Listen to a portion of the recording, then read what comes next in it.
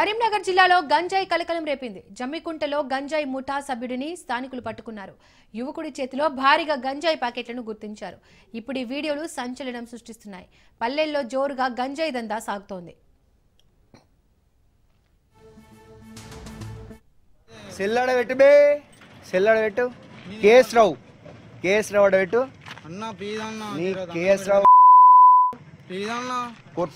తలకే వలిగిపోతుంది. ఎవరు లిఫ్ట్ చేసి స్పీకర్ పెట్టి మాట్లాడు. లేదు స్పీకర్ పెట్టి మాట్లాడితే గిరా బయట ఉన్నా నేను ఫోన్ ఎత్తా సండే అయిందా షూర్ అయిందా అన్నాడు ఫోన్ ఎత్తా.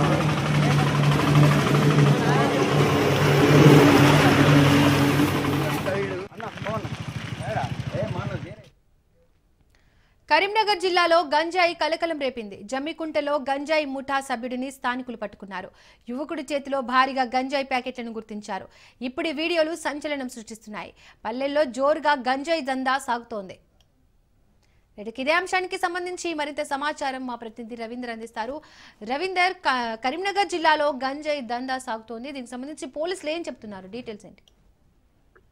దీపిక, కరీంనగర్ ఉమ్మడి జిల్లా వ్యాప్తంగా చూసుకున్నట్టయితే గంజాయి మాఫియా అనేది యథేచ్ఛగా కొనసాగిస్తున్న పరిస్థితులు చెప్పవచ్చు. మనం నిర్ణయం తీసుకున్నాం. ఒకవైపు ఆ జమ్మికుంటల్లో ఒకవైపు ఒక వ్యక్తి దగ్గర గంజాయి ప్యాకెట్లు, అంటే అతను గంజాయి సప్లై చేస్తున్న సమయంలో ఒకవైపు అక్కడ ఉన్న యువకులు అతన్ని నిలదీయడంతో కూడా అతని దగ్గర ఒక 3 గంజాయి ప్యాకెట్లు కూడా దొరకడం జరిగింది. అంటే ఈ గంజాయి అనేది వేరే ఇతర రాష్ట్రాల నుంచి తీసుకువచ్చి వాళ్ళు ఇక్కడ సప్లై చేస్తున్న పరిస్థితి కనబడుతుంది. అదేవిధంగా కరీంనగర్ హెడ్ క్వార్టర్స్, కొన్ని మారుమూల ప్రాంతాలు గ్రామాల్లో ఒకటి, అదేవిధంగా జైత్యాల ప్రాంతంలో ఇటు బీర్పూర్, అటు ఆ సరంగపూర్ ఆ ప్రాంతం నుంచి ఇట్లా అంటే ఆ ప్రాంతాల నుంచి కూడా ఒకవైపు గంజాయి ఇక్కడ తీసుకువచ్చి వీళ్ళు యథేచ్ఛగా అమ్ముతున్న పరిస్థితి కనబడుతుంది. ముఖ్యంగా యువతకు ఈ గంజాయిని అలవాటు చేస్తున్న పరిస్థితి అయితే కనబడుతుంది. ఎందుకంటే అది సిగరెట్ లో పెట్టి వాళ్ళు పీల్చినట్టయితే అది గుమ్మున మత్తెక్కుతుంది. కాబట్టి ఆ మత్తులో వాళ్ళు ఏం చేస్తారనేది కూడా తెలియదు. ఈ గంజాయి తాగడంతో ఇప్పటి వరకే యువత కూడా ఈ గంజాయి తాగుతూ చాలా వరకు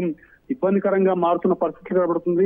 క్రైమ్ రేట్లు కూడా పెరుగుతున్న పరిస్థితులు అయితే కనబడుతున్నాయని చెప్పవచ్చు. ఎందుకంటే ప్రధానంగా ఇంటర్ చదువుతున్న విద్యార్థులు, అదేవిధంగా 10th అయిపోయిన విద్యార్థులు కూడా, అంటే ఈ విద్యార్థులు ఎవరైతే ఉన్నారో వాళ్ళు 15-16 సంవత్సరాల నుంచి ఈ గంజాయి ఒకవైపు తాగుతూ ఇది మత్తుకు బానిస అవుతున్న పరిస్థితులు అయితే కనబడుతున్నాయి. పోలీసు యంత్రాంగం నిఘా పెడుతున్నామని చెప్తున్నారు. కానీ ఎక్కడ చూసినా ఇదే విధంగా ఆ ప్రధానంగా యూత్ దగ్గరనే ఈ గంజాయి దొరుకుతున్న పరిస్థితులు కనబడుతున్నాయి. కానీ పోలీసులు దాన్ని పట్టుకుంటున్నాం అంటున్నారు. కానీ అది రవాణా అయ్యే ప్రాంతం నుంచి దాన్ని నివారించినట్టయితేనే ఇక్కడ ఆ గంజాయి సప్లై అయితే ఉండదు, యువత కూడా బాగుపడే అవకాశం ఉంటుంది. లేదంటే ఇదే విధంగా ఆ గంజాయి తీసుకువస్తారు, చిన్న చిన్న ప్యాకెట్లుగా తయారు చేసి విక్రయిస్తున్న పరిస్థితి కనబడుతుంది. ఆ ప్యాకెట్లను తీసుకున్న అనంతరం కూడా వాళ్ళు అది సేవిస్తూ తాగడంతో ఆ పొగతోటి కూడా మత్తులో వాళ్ళు ఏం చేస్తున్నారో కూడా తెలియని పరిస్థితి కనబడుతుంది. విద్యార్థులు కూడా చదువు మొత్తానికే చదవక ఈ విధంగా చెడిపోతున్న పరిస్థితి కనబడుతుంది. పెడదోన పడుతున్నారు. ఎన్నో క్రైమ్స్ జరిగే విధంగా కూడా ఈ గంజాయి తోడ్పడుతుందనే చెప్పవచ్చు.